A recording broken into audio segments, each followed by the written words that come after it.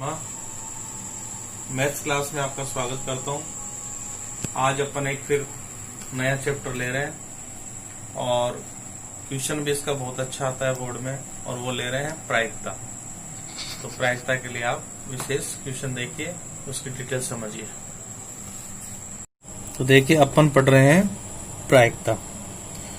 प्रायिकता का मतलब अगर साधारण रूप से देखा जाए तो संभावना होती है कि हम किसी प्रयोग को करते हैं और उसके घटित होने के जो परिणामों की जो संभावनाएं होती हैं उसी को हम प्रायिकता का नाम दे सकते हैं।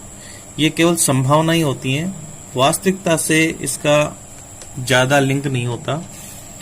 तो देखिए एक मैं छोटी सी बात बता रहा हूं इसमें कि जैसे अपन कोई प्रयोग करते हैं तो प्रयोग करने से घटना घटित होती है, और घटना घटित होती है तो परिणाम निकलते हैं। प्रयोग करेंगे, घटना घटित होगी, परिणाम निकलेंगे। और जो ये संभावित परिणाम होते हैं, संभावित परिणाम जो निकलते हैं उनका ही एक निश्चित अनुपात निकाला जाता है, उसी को अपन प्रायिकता कह सकते हैं। तो वैसे देखा जाए तो किसी घटना के घटित होने में जो संभावित परिणाम होते हैं उसी को अपन प्रायिकता के द्वारा ज्ञात करते हैं। प्रायिकता को पीई से रिप्रेजेंट करते हैं। प्रोबेबिलिटी यानी पी, ई का मतलब होता है इवेंट यानी घटना। अगर किसी प्रयोग में कोई प्रयोग किया जाए और उसमें हम प्रायिकता ज्ञात करें, मान लो प्रयोग एक से ज्यादा हो, तो हम प्रायिकताओं को और भी रिप्रेजेंट करने के तरीके हैं, जैसे पीए, पीबी। अपनी सुविधा के अनुसार अपन कुछ भी लिख करके उसको लिख लेते हैं। हमें कुछ बातें इसमें बता रहा हूं जो ध्यान में रखने की है। एक तो सबसे पहले जैसे मान लो प्रायिकता मैंने आपको बता ही दिया। प्रायिकता का जो अपन गणितीय मान निकालते हैं, प्रायिकता का गणितीय मान, इसे निकालने का एक फार्मूला होता है कि जब कोई प्रश्न आता है तो हम उसमें दो प्रकार की संभावनाएं देखते हैं। एक तो जो प्रयोग जिसके लिए प्रश्न पूछा गया है उसकी अपन निकालते हैं कुल संभव घटनाएं, कि कितनी घटनाएं उसमें घटित हो सकती हैं, और जो प्रश्न पूछा गया उसका अनुकूल परिणाम कितने हैं। इसका मतलब हमारे पास इसका एक फार्मूला होता है, प्रायिकता बराबर होती है अनुकूल परिणाम बटे कुल संभावित परिणाम। देखिए किताब में भाषा कुछ ऐसी है जो याद नहीं हो सकती, इसलिए मैं साधारण भाषा में इसको बता रहा हूं। प्रायिकता बराबर अनुकूल परिणाम बटे कुल संभावित परिणाम अपन निकाल सकते हैं। और दूसरा इसका यह है कि जो प्रायिकता होती है, प्रायिकता की सीमा होती है, लिमिट, कि प्रायिकता का मान कहां से कहां तक हो सकता है। तो देखिए प्रायिकता का जो मान होता है वो 0 हो सकता है और 0 से बड़ा हो सकता है। इसका मतलब ये हुआ कि प्रायिकता जो होती है यानी पीई जो होती है वो प्रायिकता 0 से बड़ी होती है या 0 के बराबर होती है। साथ ही प्रायिकता का मान 1 से छोटा या 1 के बराबर होता है। तो हम इसको इस प्रकार से भी लिख सकते हैं। अब यहां जो ये चिन्ह लगा है इसको पढ़ने का तरीका क्या है कि प्रायिकता का मान मैं यहां लिख भी सकता हूं, आप याद भी कर सकते हैं इसे, 0 या 0 से बड़ा तथा 1 या 1 से छोटा होता है।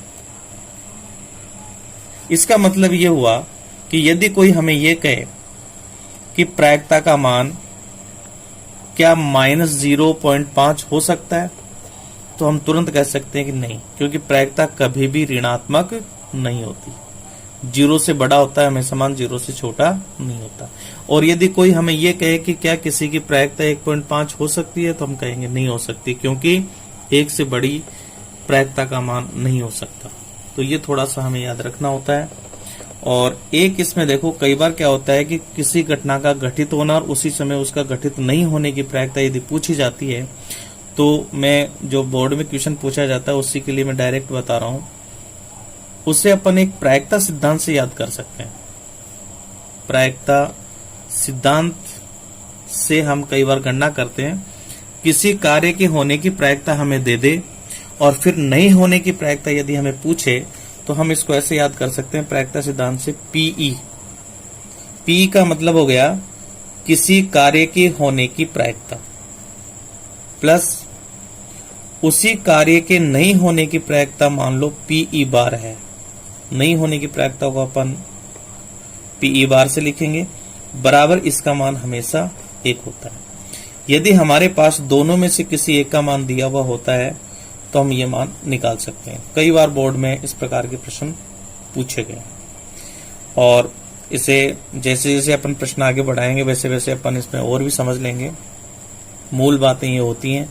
एक इसमें क्या होता है कि अपन कुछ प्रयोग इसमें काम में लेते हैं जिनके ऊपर ज्यादा प्रश्न पूछे गए हैं। जैसे पहला मान लेते हैं सिक्का, सिक्के का प्रयोग होगा, सिक्के को उछालना। दूसरा है पासे को फेंकना और तीसरा ताश से संबंधित होता है। तो इस प्रकार के ये प्रश्न इसमें होते हैं। तो अपन देखो एक एक चीज को समझते हैं पहले। जैसे मान लो प्रयोग किया जाता है सिक्के का, अगर मान लो सिक्के से संबंधित अपन प्रश्न हल करें तो सिक्के के लिए प्रश्न हमेशा आएगा या तो सिक्के को एक बार उछाला जाएगा या 2 बार, इससे या 3 बार। सिक्के को 3 तक के प्रश्न पूछे जा सकते हैं। पासे को 1 या 2 बार पूछा जाएगा और सिक्के के लिए 3 तक के प्रश्न पूछे जा सकते हैं। तो इसके लिए मैं थोड़ा सा स्पष्ट कर दूं कि कुल संभावित परिणाम और अनुकूल परिणाम कैसे निकालते हैं। कुछ प्रश्न तो इसी में हो जाएंगे। जैसे मान लो सिक्के को एक बार उछाला गया या उछाला जाता है। जब सिक्के को एक बार उछाला जाएगा तो सबसे पहले हम निकालेंगे इसके कुल संभावित परिणाम। कुल संभावित परिणाम किसके कितने परिणाम हो सकते हैं। इसको यदि और भी अच्छे ढंग से लिखें तो मंझले ब्रैकेट में यानी समुच्चय में लिखें तो अच्छा लगेगा। देखो सिक्के को उछालने के लिए उसके 2 परिणाम होते हैं, या तो हेड या टेल, यानी चित और पट। हेड और टेल को अपन लिखेंगे एच और टी से। इसका मतलब यह हुआ कि यदि सिक्के को एक बार उछाला जाएगा तो हेड या टेल इनमें से कोई भी एक परिणाम हो सकता है। इसका मतलब इसको यदि अपन काउंट करें तो कुल संभावित परिणाम हो गए 2। अब इसमें जो प्रश्न पूछा जाता है उस प्रश्न के आधार पर अपन अनुकूल परिणाम निकालते हैं। जैसे मैं कोई एग्जांपल लूं और वो प्रश्न है कि जैसे सिक्के को एक बार उछालने पर चित्त आने की प्रायिकता ज्ञात कीजिए। चित्त आने की प्रायिकता मान लो हमारे से पूछ ली, ये ज्ञात करनी है। तो एक सीधा सा तरीका हो गया। सबसे पहले तो हम प्रयोग लिखेंगे। सिक्के को एक बार उछाला गया, ये प्रयोग हो गया। कुल संभावित परिणाम एच या टी यानी 2 इसके कुल संभावित परिणाम हो गए। अब चित्त आने का अनुकूल परिणाम हमें निकालना है तो हम लिखेंगे, इसलिए चित्त आने का अनुकूल परिणाम। देखो अनुकूल परिणाम और संभावित परिणाम निकालना जरूरी है। अनुकूल परिणाम का मतलब यह होगा कि चित्त केवल एक बार आ सकता है। तो यदि मैं इसको समुच्चय में लिखूं तो एच को एक बार लिख दूंगा और काउंटिंग करते हैं तो इसका एक परिणाम निकलता है। तो अनुकूल परिणाम 1 हो गया, कुल संभावित परिणाम 2 हो गया। इसलिए चित्त आने की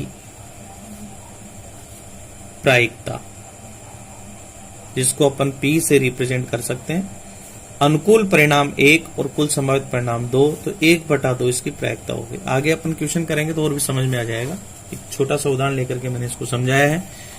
दूसरा इसमें पूछा जा सकता है, जब सिक्के को 2 बार उछाला जाता है सिक्के को यदि मान लो 2 बार उछाला जाता है, अब की बार हमने 2 बार उछाला है, तो सबसे पहले निकालेंगे कुल संभावित परिणाम। देखो अगर समुच्चय से निकालें तो और भी बढ़िया रहेगा, याद रहता है। जैसे मान लो 2 बार उछालें तो हम इसका कार्तीय गुणनफल करते हैं। पहली बार उछालने से सिक्के में परिणाम होगा ST, और कार्तीय गुणनफल में दूसरा भी ST। अब हम इसका जोड़ा बनाएंगे, यानी इसको कार्तीय गुणनफल में लिखेंगे क्रमित युग्म में। तो इसका नियम यह है कि पहला अवयव दोनों अवयवों के साथ बैठेगा, यानी पहला परिणाम होगा H का H के साथ, तो HH हो गया। फिर H का T के साथ, तो H और T हो गया। H के संबंध हमने H और T से बना दिए, अब T के साथ लिखेंगे, तो ये होगा TH और फिर हो गया TT। काउंट करेंगे तो कुल परिणाम 4 होंगे। तो देखिए सिक्के को उछाला 2 बार, इसलिए 2-2 के जोड़े बनेंगे, तो परिणाम हो गए 1 2 3 4। इसके अलावा और कोई परिणाम अब नहीं हो सकता, तो कुल संभावित परिणाम हो गया। तो जब सिक्के को 2 बार उछाला जाता है तो कुल संभावित परिणाम 4 आता है।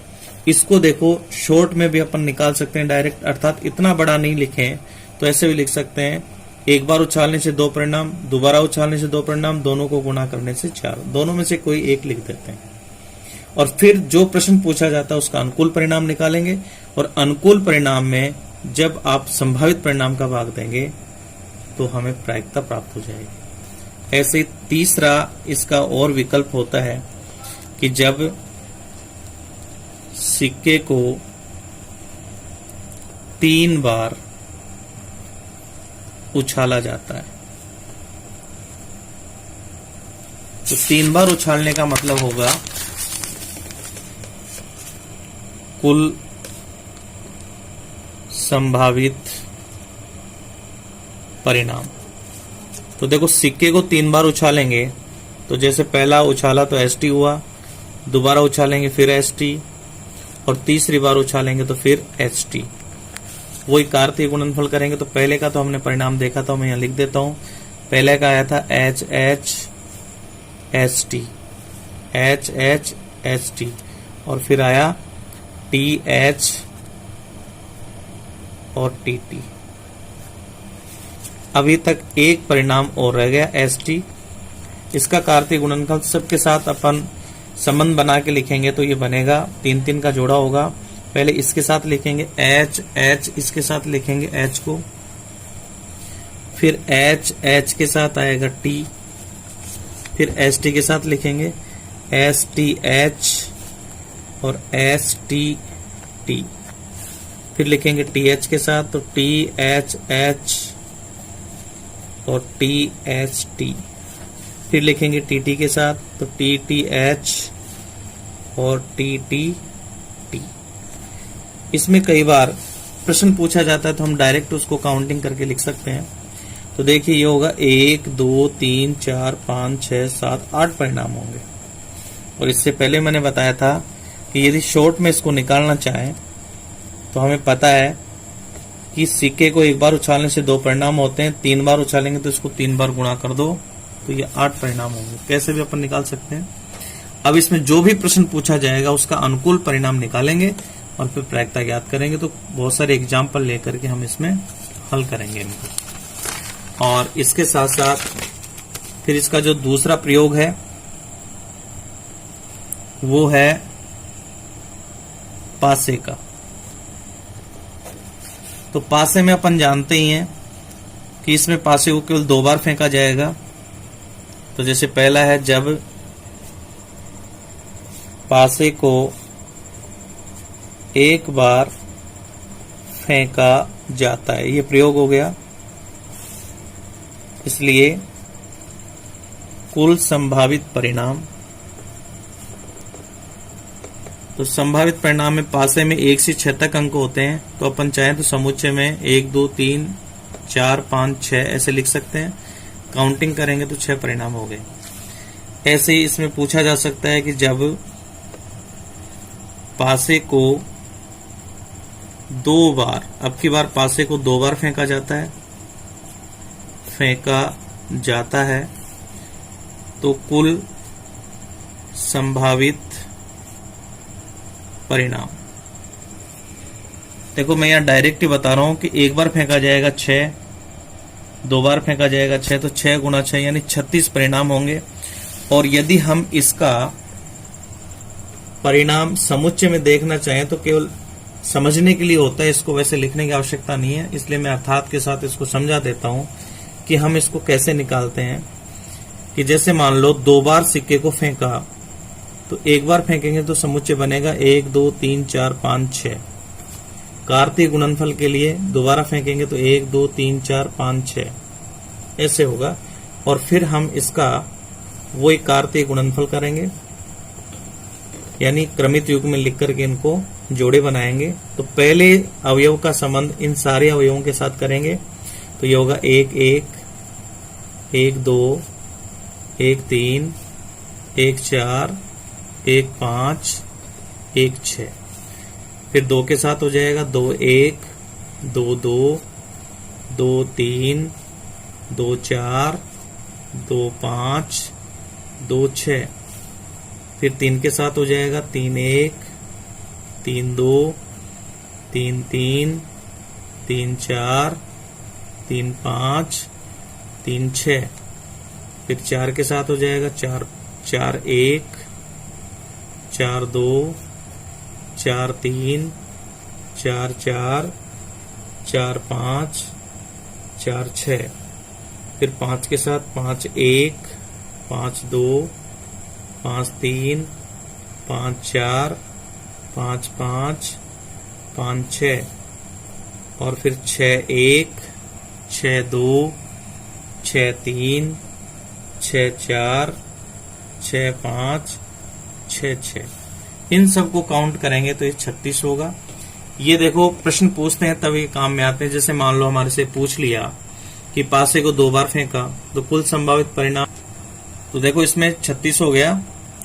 अब हम आगे की वीडियो में इसको विस्तृत जानकारी लेंगे और फिर देखेंगे ताश के लिए। इसके लिए धन्यवाद। आगे और बात मिलेंगे।